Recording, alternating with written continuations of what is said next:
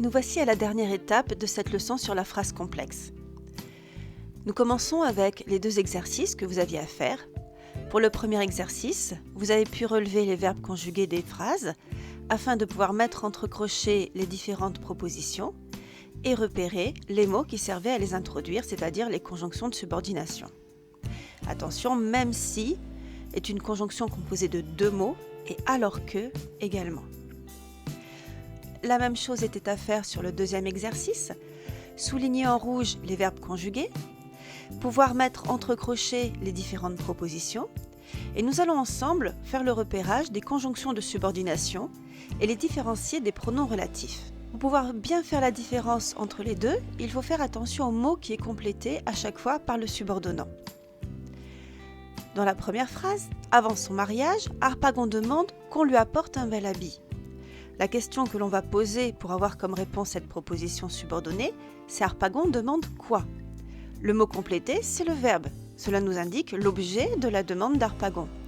Il s'agit donc d'une proposition subordonnée complétive qui est introduite par une conjonction de subordination.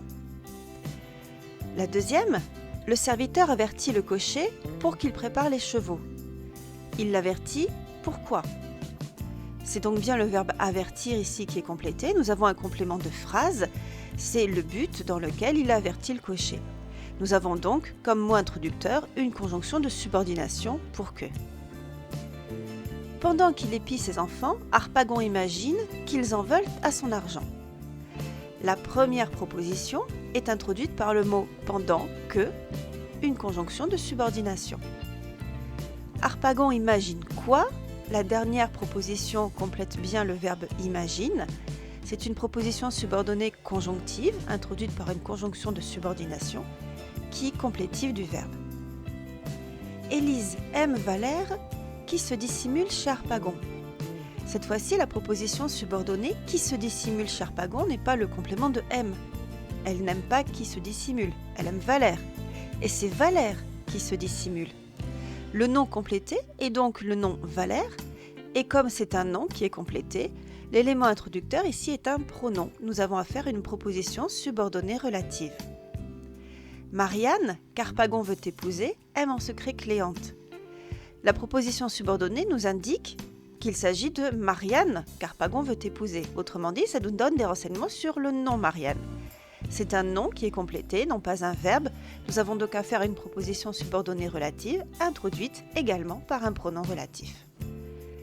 Donc, si nous récapitulons, dans une phrase complexe, nous pouvons trouver une proposition subordonnée conjonctive qui aura valeur de complétive et qui complète le verbe principal. Elle est essentiellement introduite par la conjonction de subordination que. C'est ce que nous avons dans les phrases « Harpagon demande qu'on lui apporte un bel habit »,« Harpagon imagine qu'ils en veulent à son argent ». Ça complète à chaque fois le verbe « imagine »,« quoi »,« demande »,« quoi ».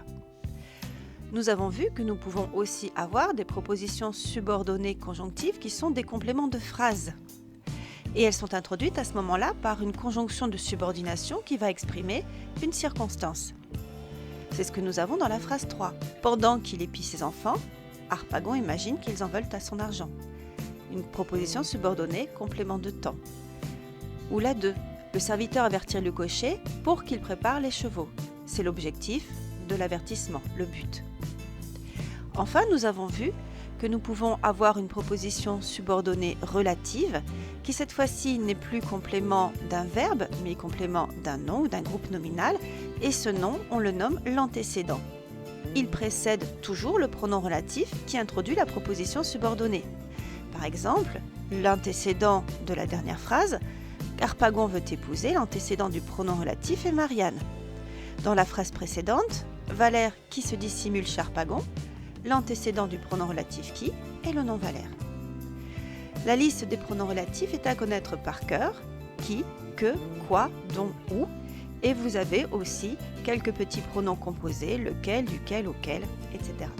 Nous pouvons donc maintenant compléter le titre de notre fiche leçon, puisque dans cette deuxième étape, nous avons découvert la subordination qui se fait entre deux propositions qui sont dépendantes l'une de l'autre, puisque nous avons une proposition subordonnée qui est reliée à une proposition principale. Cette proposition subordonnée dépend soit du verbe de la principale, auquel elle va être reliée avec une conjonction de subordination, ou bien d'un nom que l'on appelle l'antécédent, auquel elle est reliée par un pronom relatif. Voilà.